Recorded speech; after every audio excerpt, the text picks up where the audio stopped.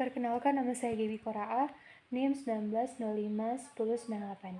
Pada saat ini saya akan menjawab pertanyaan ujian akhir semester Hukum Lingkungan. Jawaban nomor 1. Pasal 33 ayat 3 Undang-Undang menyatakan bahwa bumi, air, dan kekayaan alam yang tergantung di dalamnya dikuasai oleh negara dan dipergunakan sebesar-besarnya untuk kemakmuran rakyat. Menurut saya filosofi implementasi kekayaan alam, bumi dan laut itu belum sepenuhnya tercapai.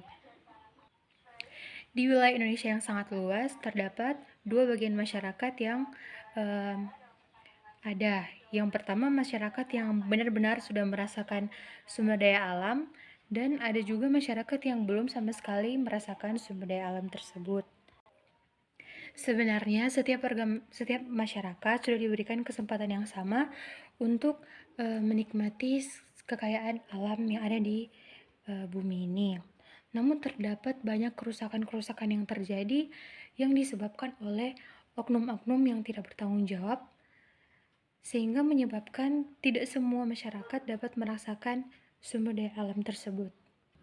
Sumber daya alam yang rusak pada saat ini tidak hanya merugikan masyarakat pada masa kini, tapi juga dapat merugikan masyarakat di generasi yang akan mendatang.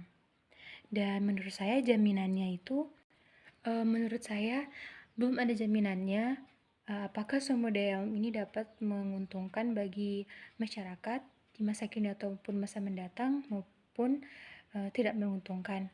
Karena seperti yang kita ketahui bahwa keadaan alam itu bisa berubah kapan saja. Tetapi jika memang dipelihara dengan baik, maka akan menjadi aset yang sangat berharga bagi masyarakat di masa kini maupun masa mendatang. Dan semuanya itu dapat tercapai, itu dibutuhkan peran serta dari pemerintah maupun masyarakat, dan kesadaran dari masyarakat agar mau untuk melestarikan sumber daya alam kita yang ada di bumi ini.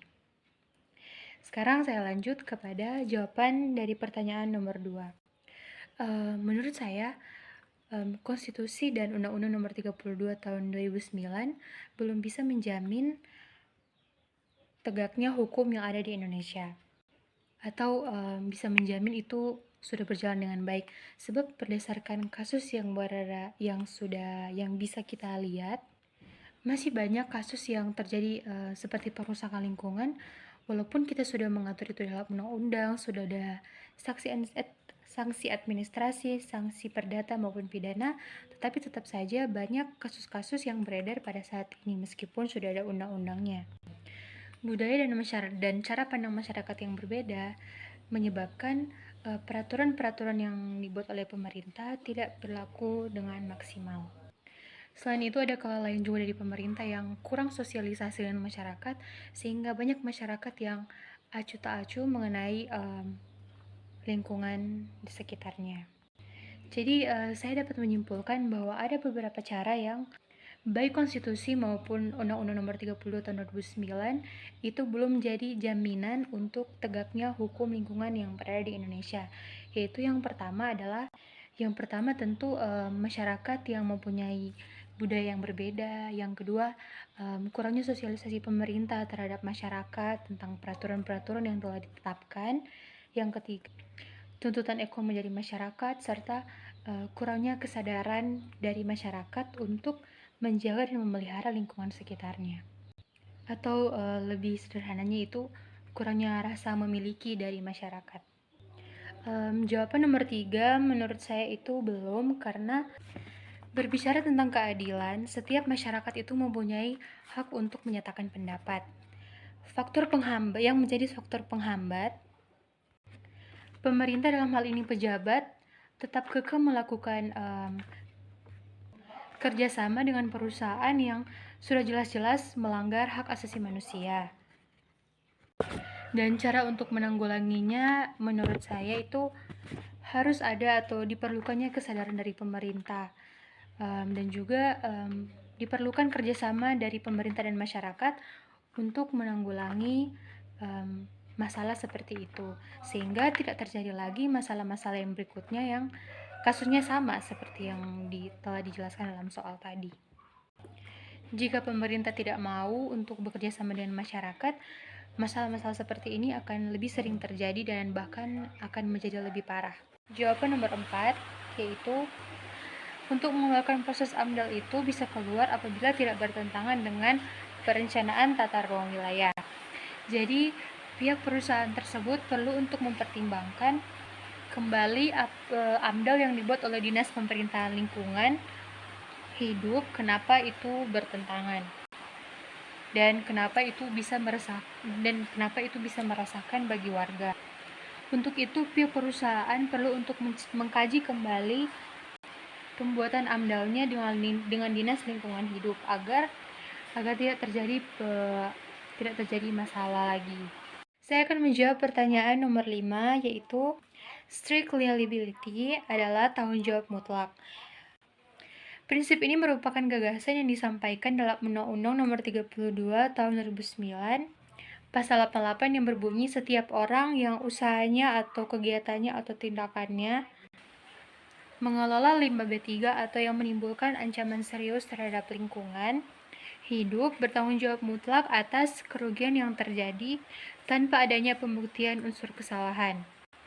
Hal ini berarti bahwa pertama, para korban dilepaskan dari beban untuk membuktikan adanya hubungan kausal antara kerugiannya dengan tindakan individual tergugat. Di dalam strict liability, penggugat hanya dibebani pembuktian adanya kerugian dan hubungan sebab akibat antara kerugian yang diderita dengan suatu perbuatan atau kegiatan dari tergugat. Sementara tergugat dituntut untuk membuktikan adanya alasan pemaaf atau faktor penghapus kesalahan. Dengan demikian dapat disimpulkan bahwa tidak ada pengalihan pembuktian. Dengan kata lain, tidak ada pembuktian terbalik di dalam doktrin strict liability. Contoh kasus pada PT NSP yang merugikan banyak warga. Prinsip pencegahan dini dapat diartikan dengan langkah-langkah untuk mengantisipasi terjadinya masalah-masalah dalam lingkungan. Acuannya terdapat dalam Deklarasi Rio tahun 1992. Prinsip ini juga ditujukan untuk mencegah risiko terjadinya masalah terhadap lingkungan. Prinsip ini merupakan jawaban atas pengelolaan lingkungan yang didasarkan pada suatu hal yang perlu dalam melakukan prevensi atau penanggulangan. Adapun acuan yang dilakukan untuk mengaplikasikan prinsip-prinsip yaitu sebagai berikut. Yang pertama, ancaman kerusakan lingkungan yang begitu serius sehingga tidak dapat dipulihkan atau irreversibel. Misalnya, memiliki akibat yang bersifat membahayakan atau keadaan yang tidak dapat substitusi dari sumber daya yang digunakan. Yang kedua, bersifat ketidakpastian ilmiah atau scientific uncertainty, yaitu keadaan di mana terdapat akibat yang akan timbul dari suatu aktivitas tidak dapat diperkirakan secara pasti berhubungan dengan karakter dari diri sendiri maupun dampak potensial dari kegiatan tersebut. Yang ketiga atau yang terakhir, ikhtiar prevensional mencakup ikhtiar pencegahan hingga biaya-biaya yang bersifat efektif atau cost effectiveness. Sekian jawaban dari pertanyaan ujian akhir semester hukum lingkungan. Semoga diterima. Terima kasih.